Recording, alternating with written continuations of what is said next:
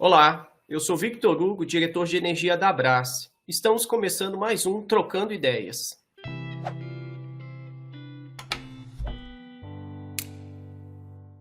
Hoje eu estou aqui com a Nayade, especialista em meio ambiente da Gerdau. Nayade, muito obrigado pela sua participação.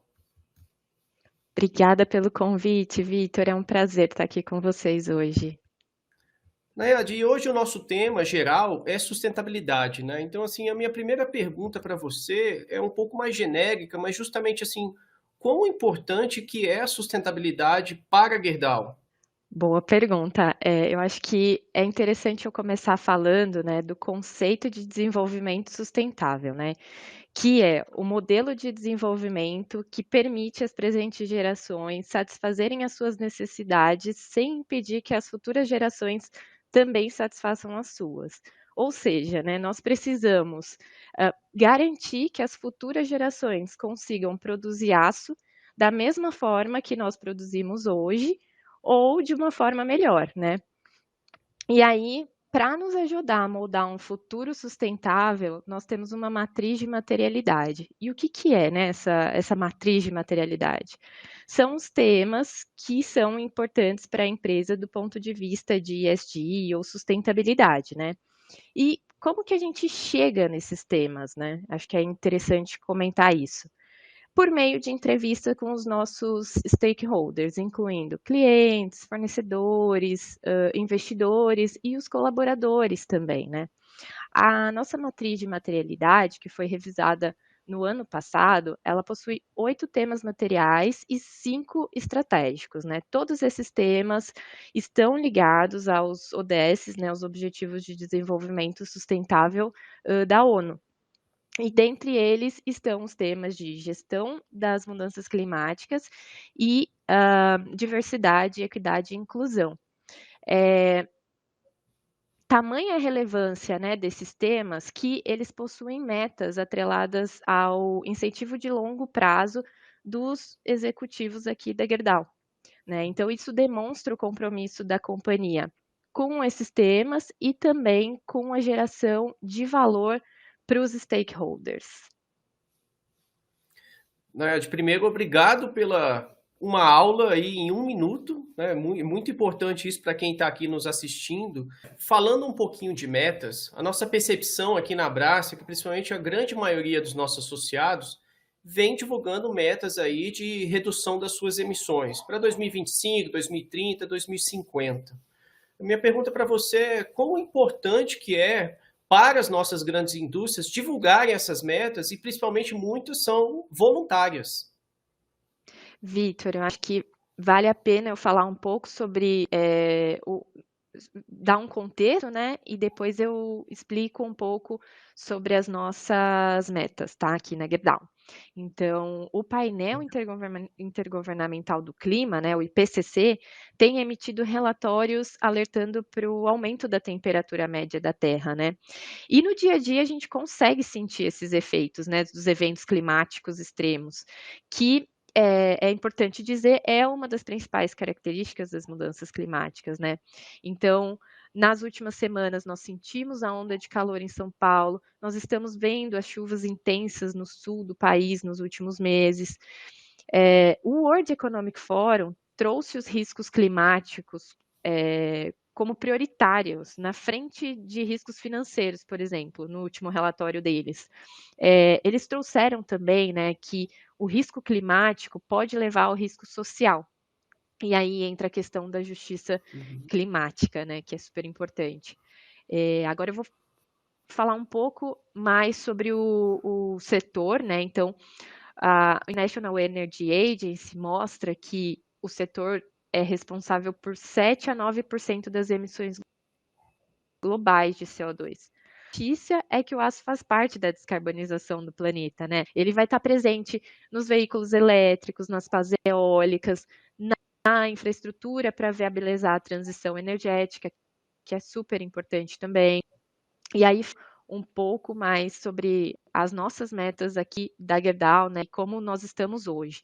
Então, nós temos uma das menores intensidades de emissões de gases de efeito estufa da indústria global de aço, menos da metade da média do setor, então isso já garante uma posição de destaque aí para nós, né? Mas por que, que o nosso número é tão bom? Então, primeiro, nós somos a maior recicladora da América Latina. Nós reciclamos anualmente 11 milhões de toneladas de sucata. 71% do aço que a gente produz vem desse material.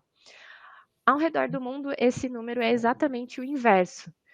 Somente 30% da produção de aço vem sucata.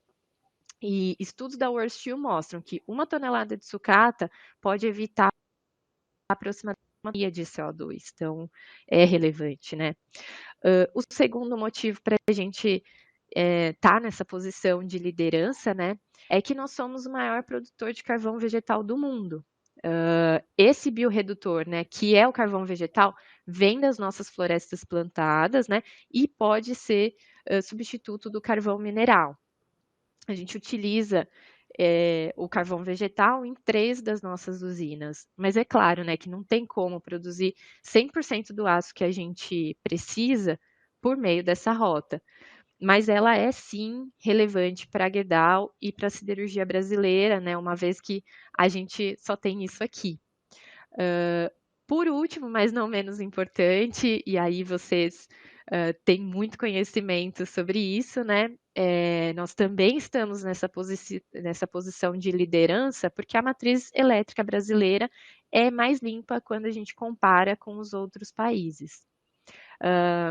Mas a gente quer ir além e vou falar sobre as nossas metas, né? Nós estruturamos uma estratégia para a gente fazer parte das soluções de uma economia de baixo carbono, né? Nossa meta é atingir 0,82 toneladas de CO2 equivalente por tonelada de aço até 2031.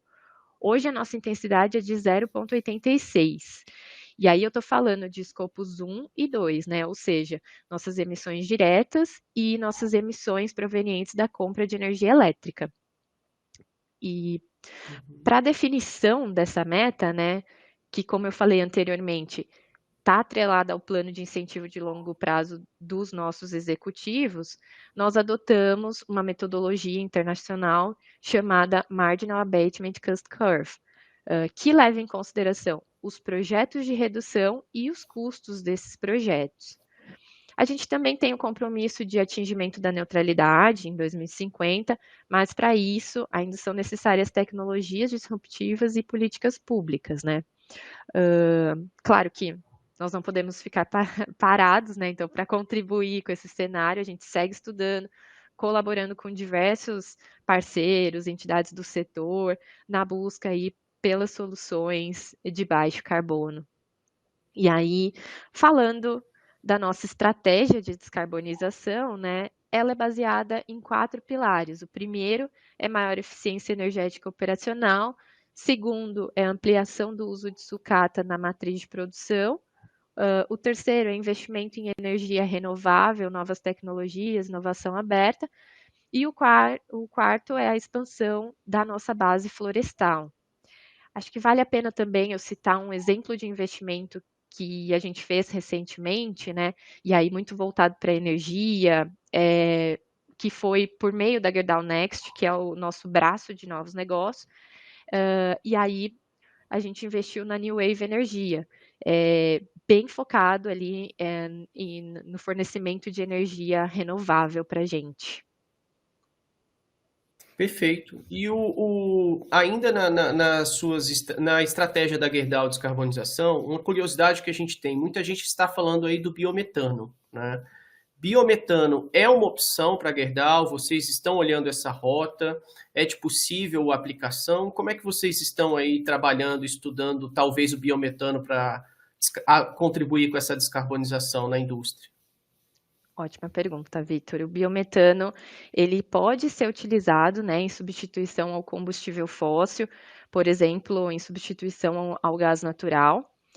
Dessa forma, é possível, né, termos a redução de emissões de gás de efeito estufa. E o Brasil, ele tem grande potencial de geração desse combustível, né, principalmente por conta da forte presença do agro, que tanto no trato dos resíduos das culturas como no manejo dos animais possui rica oportunidade, né, de produção aí de biogás ou biometano. Além disso, também temos indústria de processamento de alimentos e aterros aqui no país que também geram metano, que pode ser captado, né, por meio de biodigestor, transformado em biogás e posteriormente em biometano. O desafio hoje está no volume que a gente precisa, que é alto, e no cultivo. Além disso, a gente precisa também da implementação de instrumentos de rastreios internacionais. Então, quando ele chega por gasoduto misturado com o gás natural, a gente precisa de um certificado de rastreabilidade aí, internacionalmente para conseguir defender isso, né, para o resto do mundo. A gente avançou no último mês no tema, eu acompanhei esse assunto, já que, né, tinha um documento do GHG Protocol, que está em consulta pública ainda, né,